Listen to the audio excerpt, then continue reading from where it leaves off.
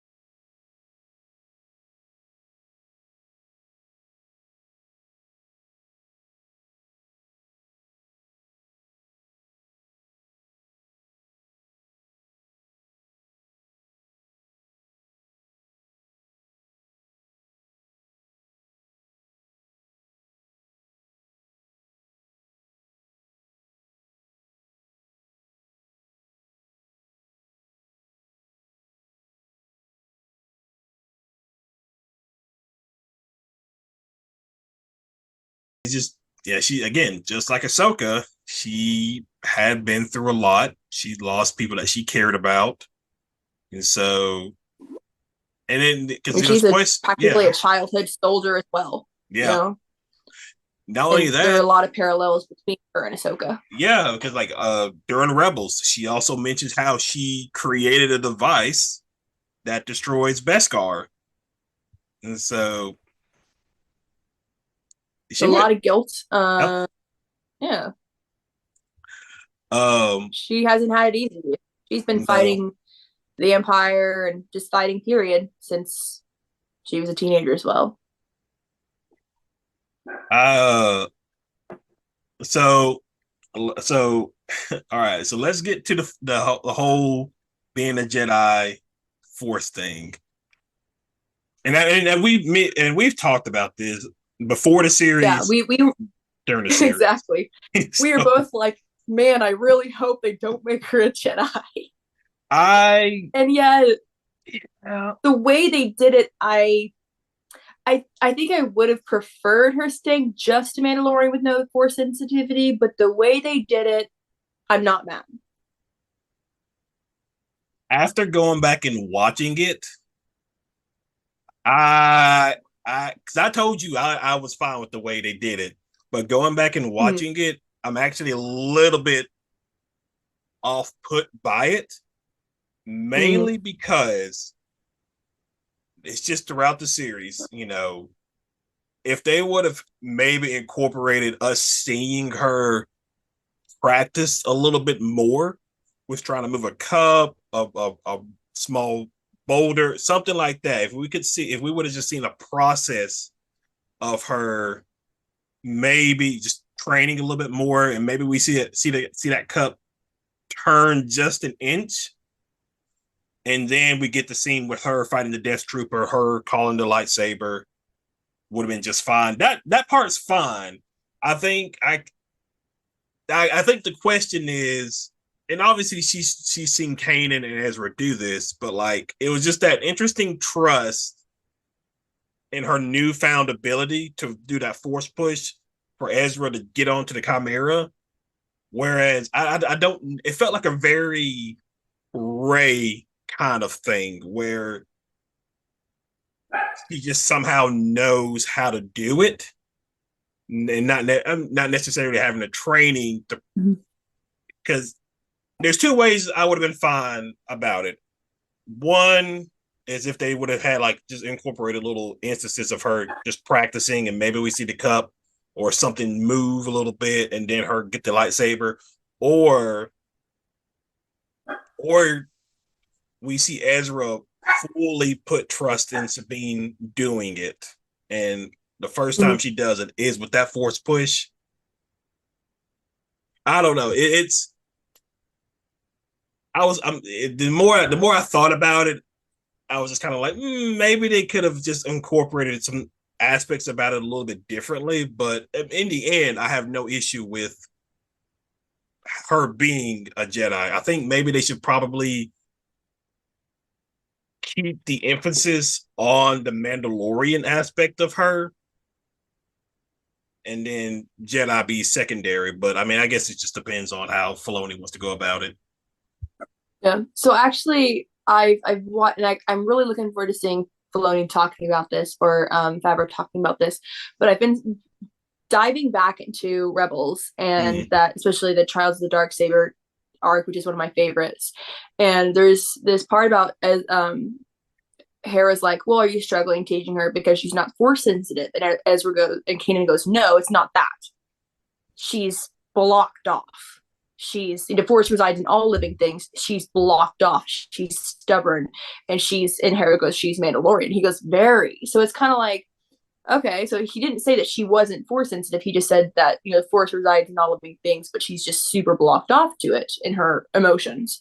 And then there was a interview years ago. I think either Mando season 1, season 2 with John Favreau and Dave Filoni. I think John Favreau spilled the beans a little too early because the interviewer was asking, so Grogu is going to be the first Mandalorian Jedi, and John Favreau goes, not necessarily. I think Sabine has a little force Hmm. sensitive to her, and then Dave Filoni has to step in. Well, technically, everyone has, the force resides in all living things, so everyone's a little force sensitive. So he kind of had to step in and cut John Favreau off. So it's like clearly this has been a plan for a while. This isn't just a, and this kind of warmed me more up to the idea. Yeah. Um, when I found out that this has been a plan, this isn't something that they just added on last minute. Knowing Filoni, this has always been the plan for Sabine, and I think they're just probably using her as a way to show that, I guess, to show a new standard of what makes a Jedi, what makes someone force sensitive, how does this impact how us viewers view force sensitivity in this world. And it seemed like to me that they're just setting a new precedent that everyone is the force flows through everyone. Everyone is somewhat level of force sensitive. You just have to be open to it and maybe probably have some more force sensitivity than others. And so it looks to me like Sabine is just she's force sensitive. She's just mentally had this block. The knowledge has been there because she's been training around Ezra and Yeah. Kanan because she grew up with them. And so I mean, how many years has she watched Kanan train Ezra on how to do all this stuff? So I think she has the knowledge. She's been listening this entire time. And then she spent time as Ahsoka's Padawan as well. So I think she's always had the knowledge. I just think that she's always just blocked herself off. And just the second she opened it up, she was able to do it. That is my interpretation. Yeah, and Filoni also mentioned too, because his mentor was George Lucas, and George basically said the same thing where the force resides in everybody. I mean, anybody could use the force depending on you have to train yourself and be open to it.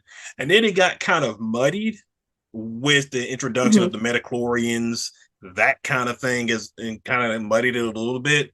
So because it's the best way to look at it is because again, you got Sabine, but you also have Chirrut from Rogue One.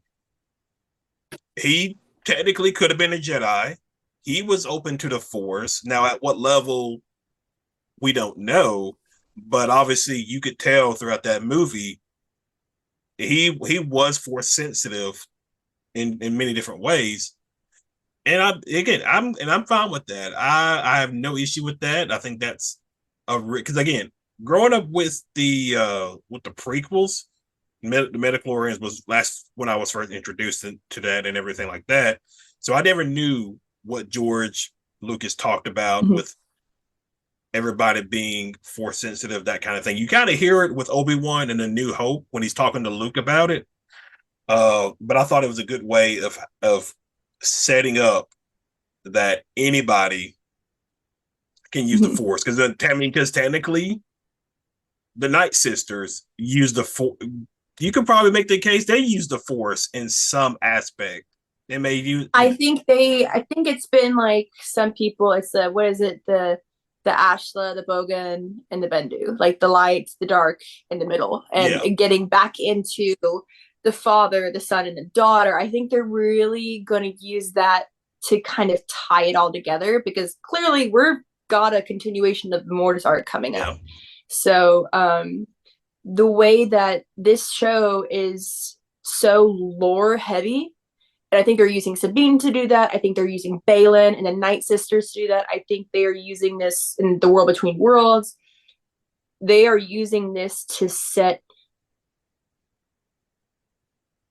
kind of like a new precedent in how the Force works, yeah, how Force lore works, and using this as a stepping point moving forward to tell even more of how the Force impacts the galaxy. And I'm kind of really excited for it. yeah. And so, lastly, Anakin Skywalker, Hayden Christensen. I have Damn. been so happy with the amount of love that he has gotten the past couple of years because I mean, a lot of people didn't like him growing up. You know, as Anakin during the prequels. but I still remember watching him at Star Wars Celebration London when he comes out on stage. Everybody's going crazy. Everybody's cheering for him. You can just see that smile on that face of him receiving all that love from the fan base. He was just like how he was good in Kenobi. He was outstanding in this series. He did like a cool blend of obviously his version of Anakin, but also with the Clone Wars flashbacks, that animated version, he did such a cool way of blending those two those two characters and voices and mannerisms. What did you so Anakin as a whole, from what we saw with the flashbacks, the world between world, everything, what were your thoughts about that? That was just incredible. I mean, I've been wanting that for, I mean, just like everyone else, we've been waiting for live action Clone Wars flashbacks for Right. years. And he, first of all, they de aged him. They made his hair look like even just his hair and his outfits, everything looked just like it did in Revenge of the Sith, just like it did in the Clone Wars. It was all just perfect. And just his mannerisms, and he and another me and my friend were talking that he brought a little bit of Matt Lantern into his Clone Wars. He had this little bit of sass, like we're the Clone Wars, yeah, no kidding. Like he it Yeah. seemed to he had even brought the Clone Wars mannerisms in a little bit, and it just felt so right. And then of course you brought in everything with Vader and those couple of shots with him turning flickering from Oh Anakin to man, Vader that and was back, and it was just like God, those scenes were just absolutely incredible. And the whole thing about him still teaching Ahsoka a lesson. And I think a lot of people were confused about what the whole purpose of this was. And it's like he's trying to remind her that she has more to teach as a master than just war. Like yeah, she's got this legacy. Um, it's more than just war. His legacy is more than just is more than just Vader. yeah. It's Anakin. It's Obi-Wan. It's Qui-Gon, and it goes back. Like She has more to teach. yeah. It kind of helps her move on from all of the weight of her past struggles, and again, that's why she kind of is reborn and actually becomes a better master to Sabine because she realizes she has more to teach her. Yeah, it was just that that lineage that not only that Anik talked about, but like Hugh Wang mentioned it a little bit too, because really, I mean, just looking at it, and you can throw Count Dooku into this as well, because maybe with Obi Wan's a little bit interesting, but if you take Obi Wan out, Dooku, Qui Gon, Anakin, and Ahsoka, all those characters had issues with the way the Jedi Order was was currently going. Obi Wan, I They're don't. all very, yeah, that's the whole Qui-Gon's thing and Dooku's thing. It's like they were all very different Jedi and how they operate. And of Yeah. course, Yoda's also different because he's been alive Oh yeah. longer than any Jedi. So it's kind of like I've seen people collectively call them the disaster lineage because let's be honest, most of everything that goes wrong in this galaxy revolves around this one lineage of Jedi, starting Yeah. with Yoda. And now Sabine is a part of it too, which kind of feels accurate considering how chaotic she can be and sometimes. But Yeah. yeah, I mean she that is one of the most incredible lineages of Jedi in the galaxy because think of everyone that has been I mean Dooku, Yoda, Qui-Gon, and as we know Qui-Gon was also a Dooku's very unique Jedi in apprentice. how he operated. Yeah, yeah. He was a Jedi master and he refused to sit on the Jedi Council. And so it just it's just crazy to just look at that lineage and how much like what would the Jedi Order look like if more of those that kind of lineage of Jedi was more involved in the Order. Because I mean, Dooku got was angry, and it really puts more in perspective for Dooku with Tales of the Jedi, Mm-hmm. because if the council would have taken Qui-Gon a lot more serious about his claims, and maybe Qui-Gon's still alive at this point. And Or got even Dooku might not have fallen. And that's the yeah, thing. It's like if Qui Gon or if Dooku had doubts and thought that the Jedi should have been different, if Qui Gon did too, if Obi Wan did too, like there obviously were other Jedi. It was just maybe they just didn't think that it was possible for change. Just kind of like the New Republic. If if something is too constant, it stagnates. It's just the point of life. And I think the Jedi were no different. yeah, Especially when you combine the fact that there is a Sith manipulating all the events around them. Uh, I think that it was partial to their own faults, but also partial. It was just I don't think they could have really had a chance because they were being manipulated from the yeah. beginning. And So it's just kind of very tragic to think about what if. yeah, yeah, because that's even what Luke tells Rey in the Last Jedi. At the height of the Jedi power, they let Darth Sidious somehow manifest right underneath their nose, and it led to the destruction of the Jedi Order. And they, because it's like they lost their what their purpose was, and they just became servants to the government, basically. And they didn't, and so it's just crazy just to look back, and this lineage of Jedi that kind of branched off may have been right about a lot of things in Mm-hmm. regards to how the way the Well, it's Jedi just operate. and it's also just think that like one Jedi family has been the focal point of every major galaxy conflict essentially since I mean if you include Yoda since the High Republic. Yeah, it's it's just wild, man. But yeah, so now Sabine is part of that lineage. Now So it's part it's of the just disaster lineage. which, Also, one thing I didn't get to see her paint anything or blow anything up in this series, oh which yeah. I'm still waiting on that part. There was like a little funny meme or thing going around like on the internet where like it's what Sabine's been doing on Peridia, and she painted all the noties, I crafts saw and that. everything. I was like, oh, that's cute. I like that.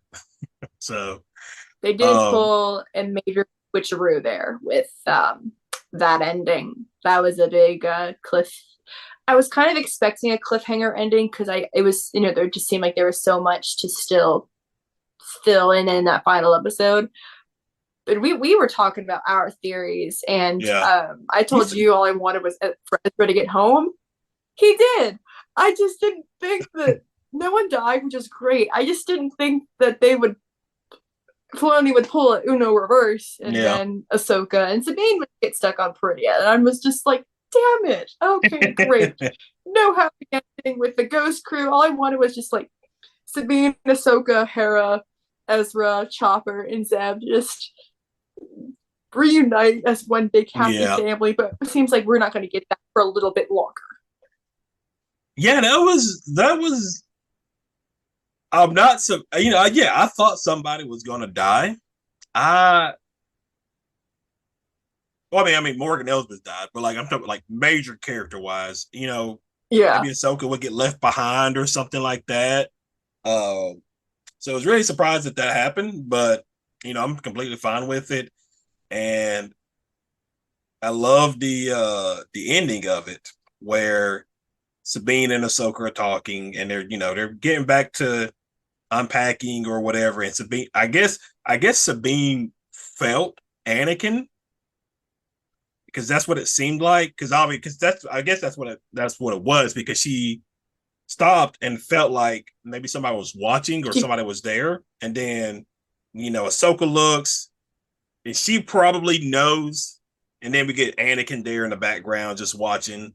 So um, I'm interested to but see yeah, that what that happens ending was next. just ugh. so Yeah, great. And you guys see Shin because they're on the same planet now as Shin and Balin, and Balin definitely seems to be going after something uh Mortis arc related because you see the statues, and that was yeah. really really cool. Um, Oh, we saw the owl too. and then we see Morai, which Yeah, definitely is pointing towards that direction. I've seen a couple of theories, and I don't know anything about this, but apparently there is a fourth force deity who is she's like the mother of chaos, and people think that yeah. is who Balin is being called to, because that's what he said, he's being called, and Mhm. apparently that she does that shit. So But there's also the that would, sun too. if what I hear about her, yeah, it could be the son. Wait, no, didn't he? No, it's the father. That, yeah, okay. Yeah, yeah. The So sun it'd is be still interesting alive. to I see. think. Yeah, the sun is still alive, which is why the universe is also out of balance, because that means the dark side is somewhat prevalent, even though the light still lives on in Mirai and in Ahsoka. Yeah. Um, but it'd be very interesting to see if everything I hear about this is it out. It starts with an A. I don't remember the name, but Aboleth, something like that. Abeloth or something like Yeah, that. yeah, yeah. Um, Abeloth. if everything I hear about her is true, she seems incredibly scary. So this could be almost like a them bringing in a little with that, and with the a potential zombie army for Thrawn. I feel like the next project could be a little like have some horror themes Yeah, going on. yeah. And then I saw other theories too, where It'd be really, it can't come soon enough. I'm already on the yeah, edge of my seat, and I want to know more. I've seen theories where people have talked about Balin somehow it's going to become the new son. And so you have Anakin as the father, Ahsoka as the daughter, and then Balin as the son. I don't know how that would work because technically, again, the son is still alive. Um, Mhm. but that's an interesting theory. And then I've seen there's somebody I follow on YouTube. Then it's not sure, but potentially Skeleton Crew might tie into Ahsoka as well. So that's a show I that could hasn't. see that. Yeah, that's a show that hasn't really gotten a lot of talking Mhm. as of I'm late looking since. forward to it. Honestly, Yeah, I think it. I think we've talked a little bit about this before, but the concept of having a completely new cast of characters, potentially none of which are force sensitive, could be really interesting. Jude Law is in that Um, show, and exactly. So I've got it. I'm interested. We'll have to wait and see how it goes, but yeah. I'm interested 100%. So yeah, it's but yeah, I mean, I wonder if they because we don't really know the timeline of Filoni's movie. Uh, depending on obviously it depends on the writer's strike and everything like that. But then that's it's just, not only that. There's Mando season 4. That's something we don't know if those shows are going to come before the movie or after the movie or what. There's a lot of projects that are potentially in the air. I've been hearing, I don't remember if an Andor season 2 is confirmed or not, or if it was just rumored. I think that Lando, it was either a show and it's now a movie, or it was a movie and now it's a show. But I have heard a little bit more of that happening recently. And then of course you got Skeleton Crew, Amanda season 4. There's The and Acolyte, people are thinking that there will be either the acolyte. Yes, I don't know why I keep forgetting about that. Yes, and the acolyte. So there's definitely stuff that's gonna be happening before we get an Ahsoka season 2, yeah, or if this is just gonna be part of the Mandoverse movie. We don't know. yeah, I feel like this is gonna need a whole nother season instead of just a movie, because there's so much going on right now. yeah, because you gotta because the one thing I don't want to happen is like I don't want the movie to feel rushed because if you're gonna do a movie, if they do a heir to the empire kind of movie, I mean, you've got You got to figure out how to bring Ahsoka and Sabine back. You've got to get Hera and the New Republic. You got to get the Mandalorians potentially, Luke Skywalker. It's just there's a lot of moving pieces There's a that lot tied together now because yep, we're in a Mandoverse. We're in the MCU of Star Wars. So yeah, this is gonna be like an Avenger level event, and they're gonna have to tie it together in a way that works as well as the MCU did in that first phase. So uh I think they can pull it off. They're just going to be careful about it. yeah, And I do hope that they go back to Mando being Mando. And last season was a little bit of everything, yeah, and it may continue to be like a bridge between all these shows. Which, if done a little bit better than Mando season 3, I'm good with it. Um, but it'll just be interesting to see how they do this. Pedro mentioned that somebody this is going around on Twitter, and I don't know what interview it was from, but like he apparently Pedro said he would be fine if Bo Katan was the star of the Mandalorian going forward. Um, I don't know how factual that is. I'll have to go back and try to find an interview about it. Um, He may have said it, doesn't mean it's going to happen. yeah, yeah. Well, I know there was, it's also a thing too, to where like we just get Pedro's voice. We don't really ever get to see him in the suit, Mm-hmm. and just rare occasions. It would be nice to have both him in the suit and Mm-hmm. his voice, but I think I think it is. I mean, you have Brendan Wayne, who Brendan Wayne did play an X-wing he pilot did. in the episode 5, I believe, which is good for him having a face role. But I think it is split between the three stunt actors, and it's not really clear how much Pedro is actually behind the suit. Some people say he's only doing voice acting, and some people say he's in the suit a little bit more than you would think. So it's kind of like I don't want to write it off and be like, no, he's only ever in the voice box doing voice acting. Yeah, I don't want to assume that because that might not be true.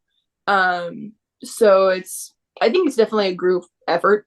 yeah, oh yeah, Um, it it'll be interesting again to see how they. I think a lot of this is going to ride on how they do Mando season 4. yeah. I think they've already written it. I don't think they began filming or production work or anything like that. They Um, can't at this yeah, point. Not until Andor's, our actors yeah, not until our actors get paid yeah, what they deserve. There will be no moving forward. I don't know if the Acolyte has finished filming yet. I don't know if the Skeleton Crew has. Even aside from just the actors and the writers, you've got Screen Guild people, IATSE, you've got VFX yeah, workers that are either in some variation of unionizing, striking, unionize, voting to unionize, not striking yet, voting to strike. Everyone is in Hollywood has been in this state of just horrible work conditions for far too long. yeah. And if I have to wait a couple of years to get my projects, I will Yeah, it's wait fine. patiently It's fine. until my friends in the movie industry get paid what they need to. Because I have friends who are VFX artists who work 100-hour weeks. Yeah. Just that can't go on. That's horrible. Yeah. There was a rumor going around that the Acolyte trailer was actually floating around on Reddit. Uh, even if it was, it's probably already been taken down at this point. Uh, Andor season 2, they were that was going on at the moment because I remember seeing like clips and images from production. But obviously they're stopped now. So everything's just been put on pause. Yeah. Yeah. So we're probably going And to I get a don't want them to, pushback. yeah. And I would rather them put a pause on it than to try and um I think for a while, like with the Deadpool 3, before the actor strike, they were continuing to film Deadpool 3 Mm, during the writer strike, which means they couldn't change or make any updates. It's like, I do not want that. That is how it becomes not a good movie. If you cannot change even just little, if the actors cannot have input, if it, that's how it stagnates. Like, wait until everything is working again so you can make the best project possible. yeah, That is what I want. I will patiently wait. yeah, agreed, agreed. But all right, guys, that is it for this review of the Ahsoka series. Overall, we both really enjoyed it. Very excited to see on what they do with the season two and Filoni's movie. Uh, so many Star Wars projects are on the horizon. I mean, we talked about some of them: Andor, Acolyte, The Bad Batch. That's also another one, which I would assume that one's probably done. Since it's animation, you have to start on that relatively early to get finished by the deadline. So that one could potentially still be greenlit to come out sometime next year. But either way, we got us as a while. I'm all for it. But man, Ahsoka was such a dream show. Clone Wars, Rebels, nuggets from different Star Wars eras, and it was just so awesome to watch. And so, but other than that, Sydney, thank you for coming on to do this review. And Of course, thanks for having me on. guys, you can also follow her on her Instagram. She does great work as a cosplayer. You were also at Ren Fair, I think. Oh, you can frequently find me at the Texas Renaissance Festival Awesome. this season, which just started. But I do post a lot of Ren Fair content too because it's a really fun place to be. So you guys can definitely go and give her some support and show her some love. But other than that, you guys have yourselves a great week or weekend, depending on when you're watching this. And we will just catch you guys in the next Star Wars video, hopefully. And other than that, we'll see you guys.